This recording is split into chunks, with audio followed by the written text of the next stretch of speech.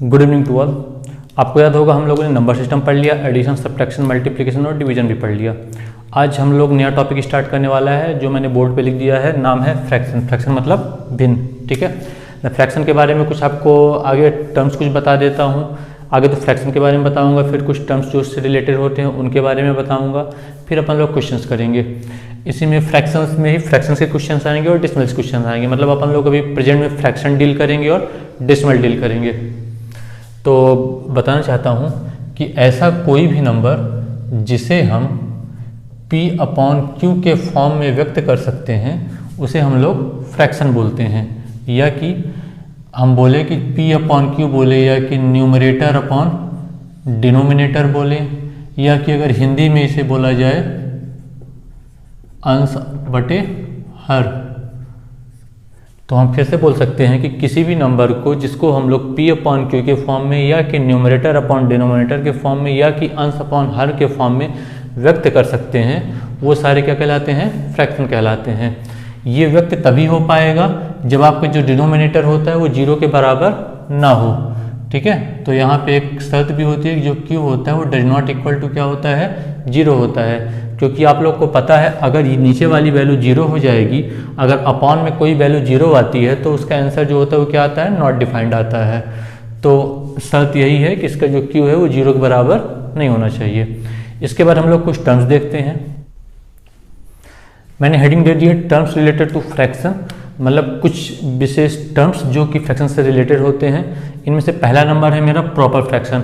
इसको हिंदी में बोलते हैं सम भिन्न, या किसी का दूसरा नाम भी है उचित भिन्न।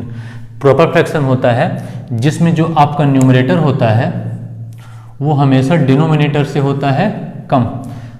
तो हम बोल सकते हैं कि ऐसा फ्रैक्शन जिसका न्यूमरेटर डिनोमिनेटर से कम होता है उसे हम प्रॉपर फ्रैक्शन बोलते हैं।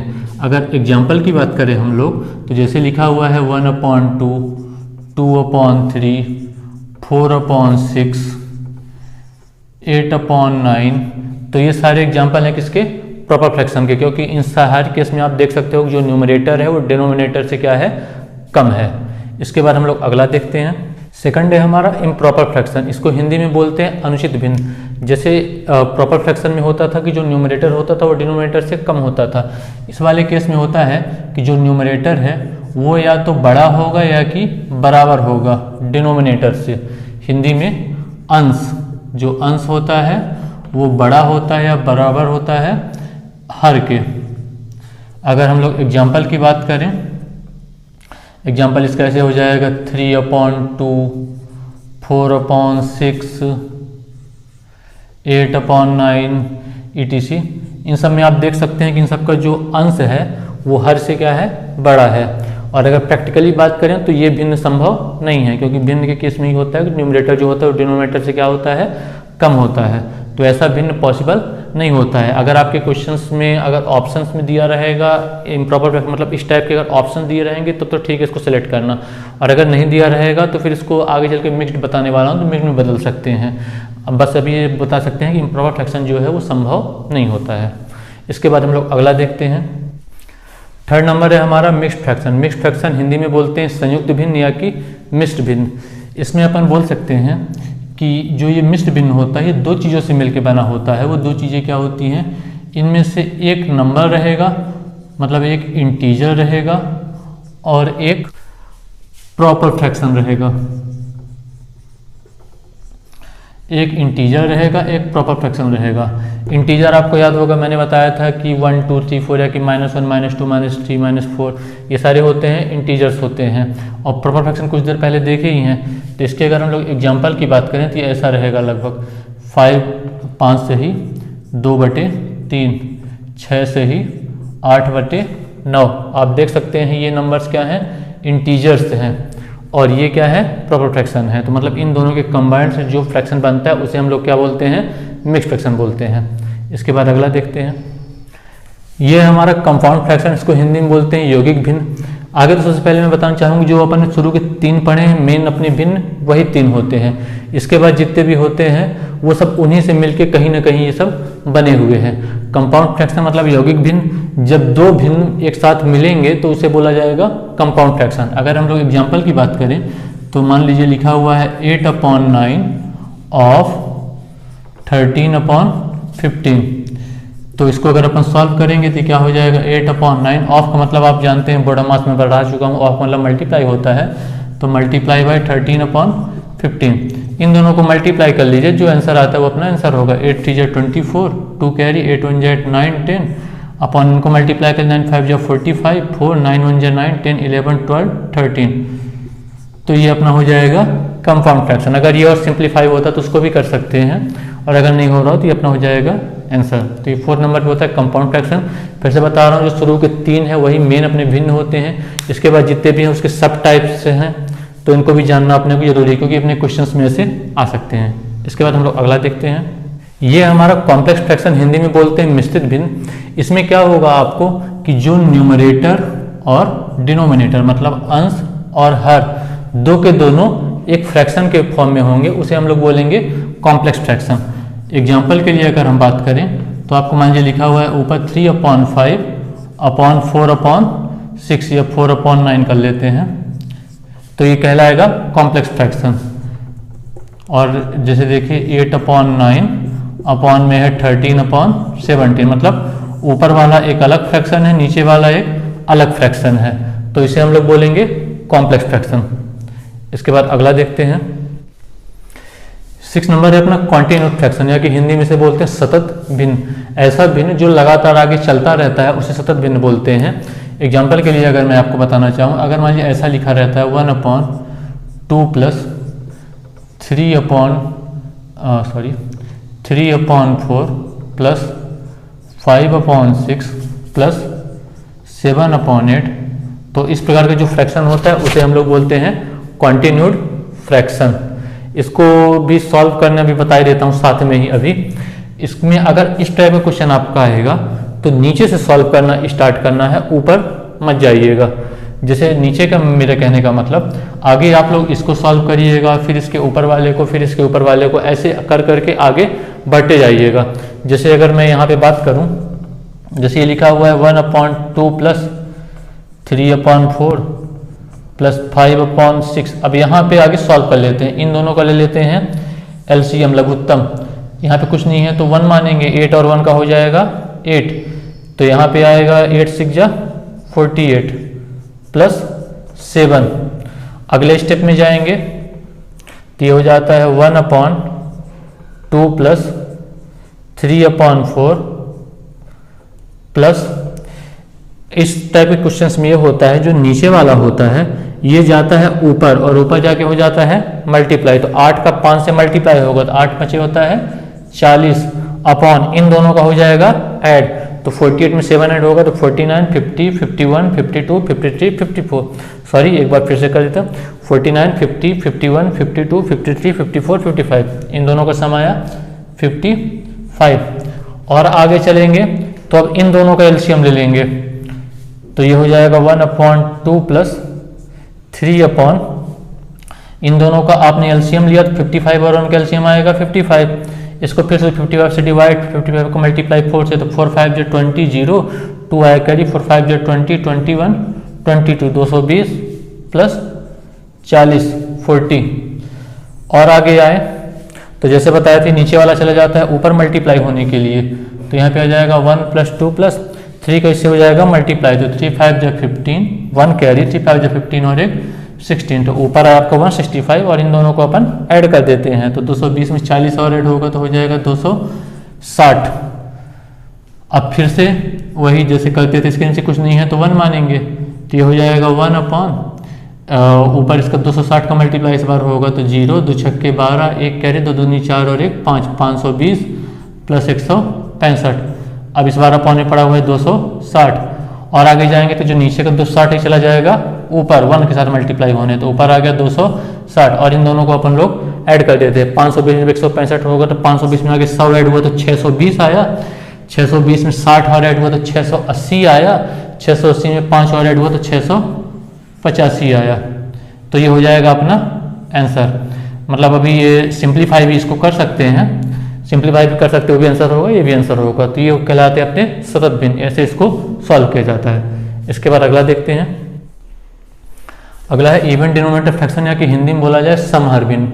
इस प्रकार में ये होगा कि जो डिनोमिनेटर होगा वो सबका सेम होगा। ये ऐसे होगा जैसे लिखा हुआ है 5/7, 6/7, 8/7। इन तीनों केस में आप देख सकते हैं जो डिनोमिनेटर है तीनों का क्या है, सेम है, तो इसे हम लोग बोलते हैं इवन डिनोमिनेटर फ्रैक्शन। अगला देखते हैं।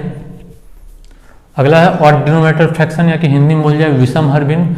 बिल्कुल पिछले वाले का उल्टा होगा। इसमें पिछले वाले में होता था डिनोमिनेटर सेम रहता था, इसमें ना डिनोमिनेटर अलग अलग रहेगा। जैसे कि लिखा हुआ है 1/1/7 लिखा हुआ है, तो 2 लिखा हुआ है 9, तो 3 लिखा हुआ है 11। तो सिंपल केस ये है कि इनका डिनोमिनेटर तीनों का क्या होगा, अलग अलग होगा। इसे हम लोग बोलते हैं ऑड डिनोमिनेटर फ्रैक्शन। अगला देखते हैं। अगला है डेसिमल फ्रैक्शन, हिंदी में बोल जाए दशमलव भिन्न। ऐसे भिन्न जिनको हम लोग दशमलव में बदल सकते हैं बहुत आसानी से, उन्हें हम लोग बोलते हैं दशमलव भिन्न या कि डेसिमल फ्रैक्शन। एग्जाम्पल के लिए अगर हम लोग बात करें तो ऐसा लिखा होगा 3/10, 7/100, 494/1000। इस प्रकार के फ्रैक्शन को बोलते हैं डेसिमल फ्रैक्शन। अगला देखते हैं। अगला है रेसिप्रोकल फ्रैक्शन, या कि व्युत्क्रम भिन्न। ऐसा भिन्न जो मतलब व्युत्क्रम के फॉर्म में रहेगा उसे हम लोग बोलेंगे रेसिप्रोकल फ्रैक्शन। कैसे, जैसे कि लिखा रहेगा, मतलब अगर क्वेश्चन आएगा कि 5/7 का रेसिप्रोकल फ्रैक्शन या कि व्युत्क्रम भिन्न क्या होगा, तो आप आंसर बता देंगे 7/5। ऐसे ही आपके पास आया कि 9/11 का व्युत्क्रम भिन्न क्या होगा, तो आप क्या बता देंगे 11/9। बस बहुत सिंपल सा रहेगा, ये आंसर हो जाएगा। अगला देखते हैं। अगला हमारा इक्विवेलेंट फ्रैक्शन, या कि समतुल्य भिन्न। ऐसा भिन्न जिनको आप काट कोट दो तो सेम वही आंसर आ जाए, उसे हम लोग बोलते हैं इक्विवेलेंट फ्रैक्शन। एग्जांपल देता हूँ, आपके समझ में आएगा। जैसे कि लिखा हुआ है 1/2, लिखा हुआ है 2/4, लिखा हुआ है 3/6। अगर आप इसको भी काटो, 2 1 कम 2, 2 दूनी 4। अगर आप इसको भी काटो 3 1 कम 3, 3 दूनी 6। तो मतलब ऐसे भिन्न लिखे रहेंगे जिनको आप अगर काट दोगे तो सेम वैल्यू आएगी, तो इसे हम लोग बोलते हैं इक्विवेलेंट फ्रैक्शन। अब अपना टर्म्स इसके खत्म हो गए हैं। अब अपन आगे चलते हैं, मतलब अगला टॉपिक एडिशन सब्ट्रैक्शन इसका देखते हैं। अगला टॉपिक है अपना एडिशन ऑफ फ्रैक्शन। इसमें क्या होता है कि जैसे सामान्य नंबर अपन ऐड किया करते तो उसी प्रकार फ्रैक्शन को अब ऐड किया करेंगे। तो जैसे कि मान लीजिए लिखा हुआ है 1/9 प्लस 2/9 प्लस 8/9, इनको अपने को ऐड करना है। ये पहला केस आप एक पार्ट मान लीजिए कि जब क्या हो, डिनोमिनेटर अपने क्या हो, सेम हो। अगर डिनोमिनेटर अपने सेम होंगे तो कुछ नहीं करना है, चुपचाप नीचे जो नंबर लिखा हो उसे लिख देना है और ऊपर वाला चुपचाप ऐड कर देना। मतलब 8 2 10 और 1 11, ये हो जाएगा अपना आंसर। और अगर देखें ये हो गया 1/7, 5/7, 9/7। इन तीनों में आप देख सकते हैं कि जो डिनोमिनेटर तीनों का सेम है, तो कुछ नहीं करना, नीचे वाली वैल्यू चुपचाप लिख देना है, ऊपर वालों को ऐड कर देना है। 5 1 6 और 9 6 15। ये पहला केस हो गया जब डिनोमिनेटर अपने क्या हो, सेम हो। सेकंड केस, अगर अपने डिनोमिनेटर अलग अलग हो, मतलब 1/2 प्लस 1/3, इसमें आप देख सकते हैं दोनों का डिनोमिनेटर क्या है, अलग अलग है। जब डिनोमिनेटर अलग अलग हो तो हम लोग को इनको एलसीएम के लघुत्तम लेना पड़ेगा। अगर इन दोनों का एलसीएम लेंगे 2 3 क्या हो जाएगा, 6 हो जाएगा। 2 3 हो गया 6। इसमें आपको अगर याद हो आगे इसको भाग किया जाता है, मतलब आगे 6 में से 2 का भाग करेंगे तो 2 3 6, 3 आया। उस 3 को ऊपर वाले 1 से मल्टीप्लाई करेंगे, 3 1 कम हो जाएगा 3। फिर से वही 6 में 3 का भाग किया जाएगा तो 2 आएगा, 2 को ऊपर से मल्टीप्लाई होगा, 2 1 कम 2। इनको ऐड करेंगे तो हो जाएगा 5/6। तो ये हो जाएगा अपना आंसर। मतलब 2 केस रहेंगे, एक सामान्य जिसमें डिनोमिनेटर सेम हो और एक जिसमें डिनोमिनेटर अलग अलग हो। अगर इसी में एक नंबर मान लीजिए और जो होता है 2/4 होता, चलिए तो इसमें इस बार तीनों का एलसीएम लेते हैं, 2 3 और 4 का एलसीएम। एससीएफ आपके मतलब सिलेबस में तो नहीं है, बट क्वेश्चन तो आपका एलसीएम बनता है। कुछ क्वेश्चंस में बता दूंगा, एक बार एलसीएम के लिए और एक एससीएफ के लिए निकालने का, तो आपको अच्छे से ठीक हो जाएगा। 3 दूनी 6, 6 दूनी 12। तो इस केस में अब क्या होता है, इनका एलसीएम क्या जाता है, 12 आ जाता। फिर से वही करते हैं जैसा पीछे कर रहे थे, आगे 12 में से 2 का भाग करेंगे तो 6 आएगा। फिर 6 से 1 का गुणा तो आ गया यहाँ पे 6। फिर 12 में से 3 का भाग करेंगे तो 4 आएगा, 4 में 1 का गुणा 4, प्लस 12 में 4 का करेंगे तो 4 3 12, 3 का 2 से 3 दूनी 6। इनको भी नीचे का तो 12 सेम है, ऊपर वालों को ऐड कर 6 से 12, 12 4 16। ये भी आंसर हो सकता है। इसको चाहे तो और छोटा करके हम लोग काट सकते हैं, 4 से काटे 4 चौक 16, 4 3 12, तो ये भी आंसर होगा। तो इस टाइप अपन एडिशन ऑफ फ्रैक्शन करते हैं। अगला देखते हैं। अगला अपना सब्ट्रैक्शन ऑफ फ्रैक्शन। इसमें भी जैसा पीछे केस होता था उसी प्रकार केस होता है। मान लीजिए लिखा हुआ है वो 1/2, सॉरी 1/2 नहीं, बड़ा लिख लेते हैं, 1/4 माइनस 2/4। अगर घटाने के लिए ऐसा आया तो कुछ नहीं, देखिए डिनोमिनेटर दोनों का सेम है तो नीचे लिख देंगे 4 और बस ऊपर वाले नंबर में दोनों को घटा देंगे। तो 1 में से 2 को घटाएंगे तो क्या आ जाएगा -1, क्योंकि 1 छोटा है 2 बड़े से लेके आ गया -1/4 हो गया अपना आंसर। और सेकंड केस उसके लिए बता, जब डिनोमिनेटर अलग अलग हो तो जैसे आपके लिखा हुआ है 1/4 ही मान लीजिए है -2/3 है, तो इसमें वही एलसीएम लघुत्तम लेना पड़ेगा। 4 तियां होता है 12, मतलब इनका एलसीएम निकालेंगे तो 12 आएगा। फिर 12 में से 4 को भाग करेंगे तो 3 आएगा। 3 में से 1 का गुणा करेंगे 3 एकम 3 माइनस 3 चौको 12। 4 में से 2 करेंगे 4 दूनी 8। इन दोनों को माइनस करेंगे, 3 में से 8 माइनस होगा तो आ जाएगा -5/12। माइनस क्यों आ रहा है? क्योंकि जो निगेटिव वाली वैल्यू वो क्या है, बड़ी है। अगर सेकंड केस होता, अगर यहाँ पे मतलब इसमें निगेटिव होता तो पॉजिटिव होता तो अपना आंसर क्या आता, पॉजिटिव आता। अगला देखते हैं।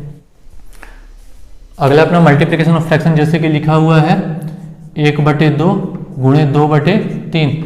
कुछ नहीं, ऊपर वाले नंबर का अलग मल्टीप्लाई, नीचे वाले नंबर का अलग मल्टीप्लाई, मतलब 1 दूनी क्या हो जाएगा 2 और नीचे 3 दूनी हो जाएगा 6। अपना हो गया आंसर। मतलब अभी और कटे तो काट सकते हैं।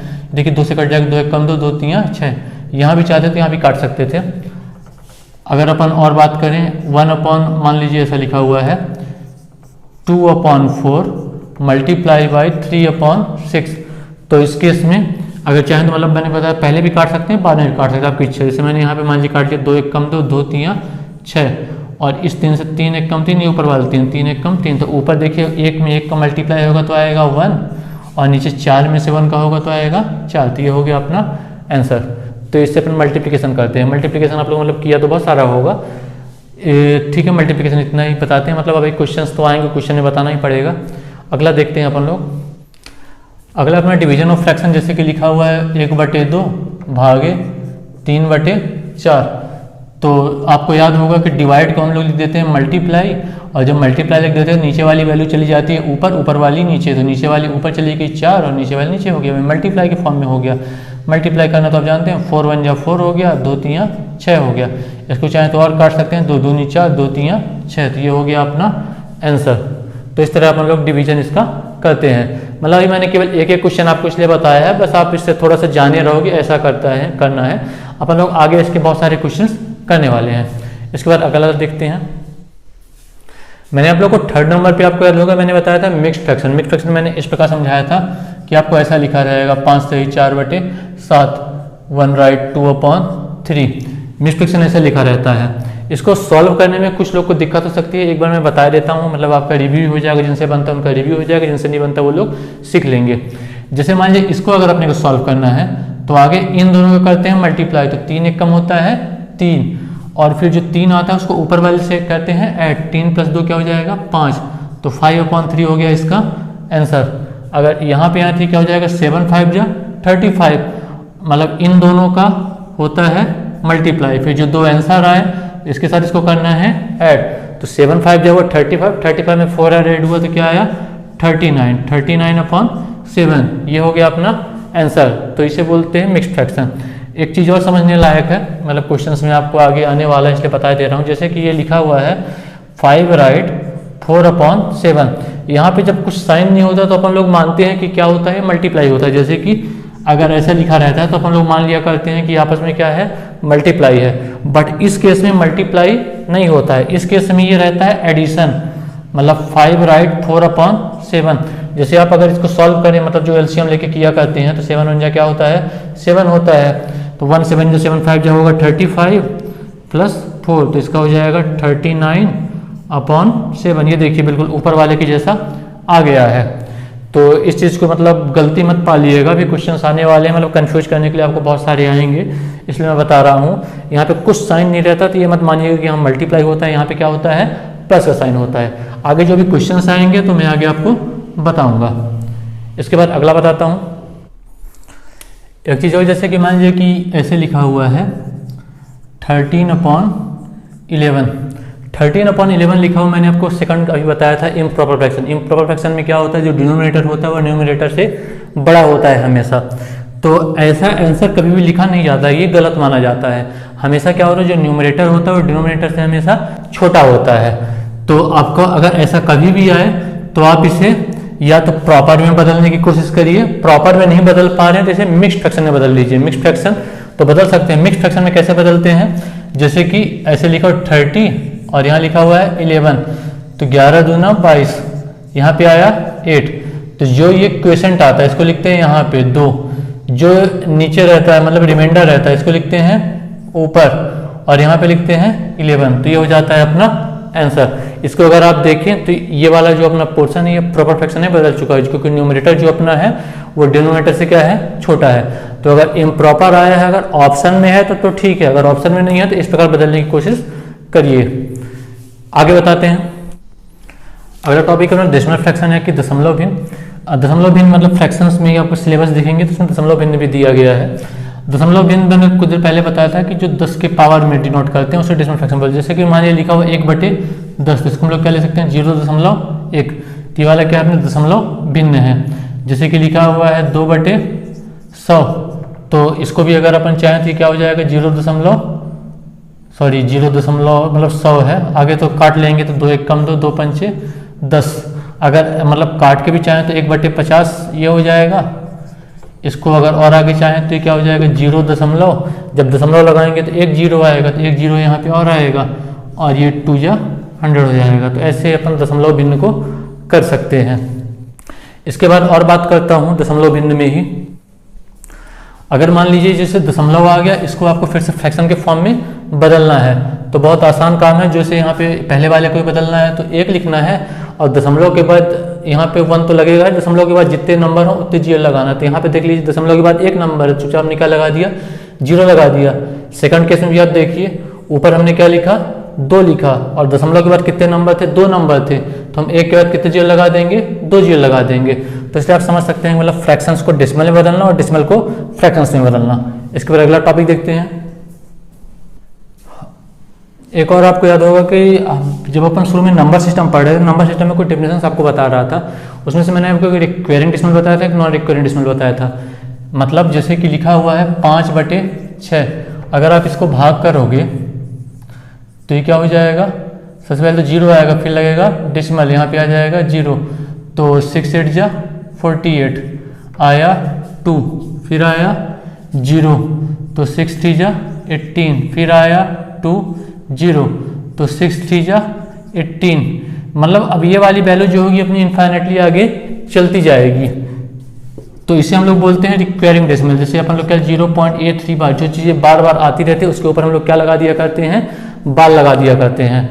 जैसे कि लिखा हुआ है 2/3, इसको भी हमने वही चीज़ किया, 0 लगाया फिर डेसिमल लगाया, तो 3 6 18 आया 2, फिर 3 6 18, तो ऐसे ही 2 2 आगे मतलब ये वैल्यू आगे बढ़ती जाएगी। जिसे हम लोग क्या लिखते हैं 0.6 का बार, तो ये कहलाते हैं अपने रिक्वेरिंग डेसिमल। और सामान्य वाले जो चीज़ें मतलब जिनकी वैल्यूज कट जाती हैं वो सारे रिक्वेरिंग डेसिमल्स नहीं कहलाते हैं। जैसे कि आपको दिया गया है 6/8, अगर इसमें अपन लोग करें 6 का वही 8 का हमने भाग किया तो 0.87 जा 56 आया 4 0, 8 5 40।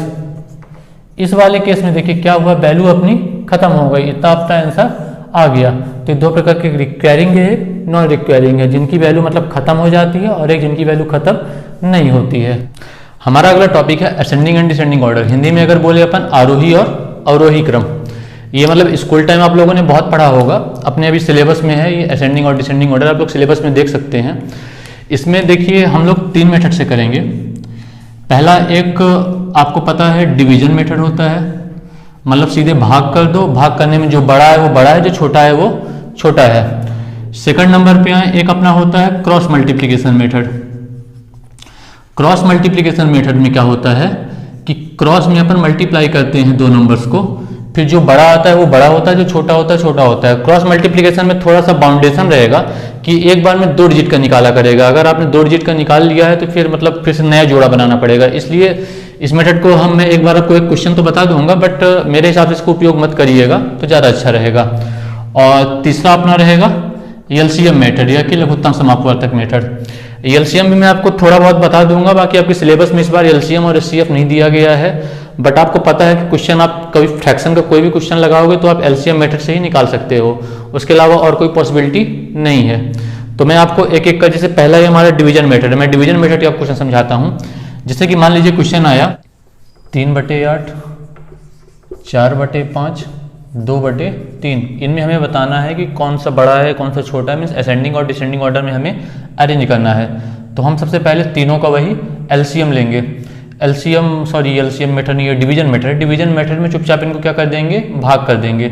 अगर पहले वाले को हम भाग करेंगे 0 पॉइंट, इसको डिवाइड करेंगे तो 8 3 जा 24, 6 आएगा कैरी, 6 मतलब 60 हो जाएगा, तो 8 7 जा 56। आगे नहीं निकालते, अगर जरूरत पड़ेगी तो बाकी निकालेंगे, नहीं तो नहीं निकालेंगे। यह इसके पास आते हैं तो 0.58 जा होता है 40, इसके लिए आएंगे तो 0.36 जा 18, फिर 2 0 है 0.666 चलता जाएगा। तो आप देख सकते हैं सबसे छोटा ये वाला में 0.37, इसके बाद है ये 0.66, ये बार लगा दीजिए मतलब आगे चलता जाएगा, और उसके बाद है 0.8। तो अगर इस नंबर से कंपैरिजन करें अपन तो मतलब सबसे छोटा है 3/8, उसके बाद है 2/3 और सबसे बड़ा है 4/5। तो ये अपना अरेंज हो गया असेंडिंग ऑर्डर में। इस प्रकार डेसिमल सिस्टम को जब भी आएगा तो कुछ नहीं है, चुपचाप भाग करना है, भाग करने के बाद जो अंक आए यहाँ पे लिख देना है, और जो बड़ा हो जो छोटा हो उसको लगा देना है। इसके बाद अगला बताता हूँ, क्रॉस मल्टीप्लिकेशन मेथड। मान लीजिए जैसे ये लिखा हुआ है 3/2, ये लिखा हुआ है 7/2, इन दोनों में अपने को बताना है। तो क्रॉस मल्टीप्लिकेशन में क्या होगा कि इन दोनों का क्रॉस मल्टीप्लाई और इन दोनों का क्रॉस मल्टीप्लाई, मीन्स 3 दूनी क्या हो जाएगा 6 और 7 दूनी क्या हो जाएगा 14। तो देख क्या बता सकते हैं कौन सा बड़ा है, तो ये वाला बड़ा होगा। इसमें दिक्कत इसी बात की है कि 2 अंकों के लिए, अगर मान लीजिए यहाँ पे 3 अंक आ गया, मान लीजिए कि 9/2 भी आ गया साथ में, तो आप 3 का एक साथ नहीं निकाल सकते, आपको कंपैरिजन करना पड़ेगा। पहले इन दोनों के जैसे आपने कंपैरिजन कर लिया, फिर आपने इन दोनों का कंपैरिजन कर लिया, और फिर इनका कंपैरिजन कर लिया। तो अलग अलग करके कंपैरिजन करते मतलब आपको बहुत टाइम लगना है, और जो अपने एग्जाम होता है उसमें इतना टाइम तो अपने को मिलता नहीं है कि अपन आसानी से कर सके। इसलिए क्रॉस मल्टीप्लिकेशन मेथड में यही बोलूंगा कि आप लोग जितना कम हो सके उतना उपयोग करें तो ज़्यादा अच्छा कहलाएगा। इसके बाद थर्ड नंबर एलसीएम मेथड की अगर बात करें तो एलसीएम मेथड जैसे मान लीजिए लिखा हुआ है 3/2, ये लिखा हुआ है 4/3, तो इनका वही लघुत्तम एलसीएम लघुत्तम समापवर्तक ले लीजिए, तो 3 और 2 का क्या होगा 6 होगा। तो यहाँ पे अलग अलग 6 आएगा, तो 6 इसके नीचे भी करिए और 6 इसके नीचे भी करिए। फिर आपको याद होगा आगे 6 को 2 से भाग करते हैं, तो 2 3 क्या हो जाएगा 6, और 3 में 3 का गुणा करेंगे तो 3 3 9, तो ये आ गया 9/6। इसके लिए करेंगे 6 में से 3 का भाग करेंगे तो 3 दूनी 6, और 4 में से 2 का भाग करेंगे तो 4 दूनी 8। अब देख सकते हैं आपको जब डिनोमिनेटर मतलब हर बराबर है तो ऊपर अंश देख लीजिए, अंश में जो बड़ा होगा वही संख्या बड़ी होगी। तो आप देख सकते हैं कि ये वाली अंक बड़ा है, तो हम बोल देंगे कि जो अपना 3/2 है वो 4/3 से बड़ा है। तो ये 3 मेथड से है। तो मैं ये बोलूँगा कि सबसे जो सिंपल आपको पढ़ने वाला है मेरे हिसाब से सबसे आसान आपको पड़ेगा डिवीजन मेथड। डिवीजन मेथड इसलिए आसान पड़ेगा कि ना इसमें आपको एलसीएम निकालना है ना कुछ करना, चुपचाप आपको डिवाइड करना है। बट डिवीजन मेथड की भी कुछ बाउंडेशंस आप मान लीजिए, जैसे कि 1 अंक आया तब तो हम आसानी से कर सकते हैं, पर यहीं पे 2 अंक या 3 अंक आ गया तो आपको डिवीजन में दिक्कत हो सकती है, तो आप एलसीएम मेथड का भी यूज कर सकते हैं। अब आगे मैं अगली क्लास जो अपनी लेगी उसमें मैं इन मतलब तीनों मेथड से रिलेटेड मैं क्वेश्चंस आपको करा दूंगा, फिर आपको जो अच्छा लगे, और मैं आपको कुछ ट्रिक्स भी बता दूंगा, जो आपको अच्छा लगे उसके अनुसार आप क्वेश्चंस कर लीजिएगा। और बाकी ये वीडियो अपना थोड़ा सा लेंदी हो चुका है, इसलिए आज की क्लास यहीं पे ख़त्म करते हैं, इसके आगे का हम लोग कल पढ़ लेंगे। ठीक है, थैंक यू।